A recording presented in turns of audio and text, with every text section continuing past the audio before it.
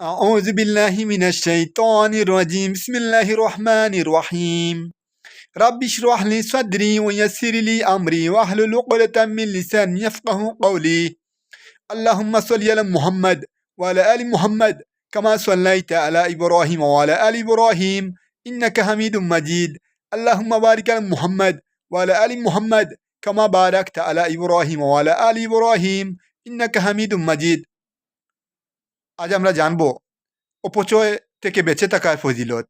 আজ আমরা কি জানবো? অপচয় থেকে বেঁচে থাকার ফজিলত। আল্লাহ পবিত্র কুরআনের 7 নম্বর সূরা সূরা আরাফের 31 নম্বর আয়াতে আল্লাহ রাব্বুল আলামিন বলেন, কুলু ওয়াশরাবু ওয়া লা তুসরিফু ইন্নাহু লা ইউহিব্বুল মুসরিফিন ইন্নাহু লা ইউহিব্বুল মুসরিফিন।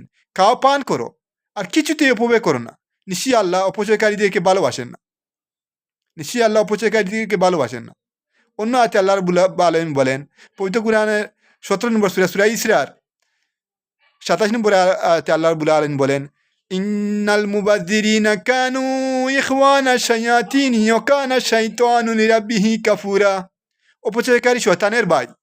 অপচয়কারী শয়তানের ভাই।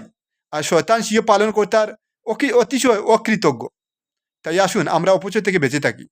অপচয় থেকে বেঁচে থাকলে আল্লাহ রাব্বুল আলামিন আপনাকে ভালোবাসা দান করবেন। এক, অপচয় থেকে বেঁচে থাকলে আল্লাহ রাব্বুল আলামিনের ভালোবাসা পাবেন। দুই, আপনার রিজেকে বরকত হবে। আপনার রিজেকে কি হবে? বরকত হবে। তিন, আখিরাতে আপনার হিসাব সহজ হয়ে যাবে।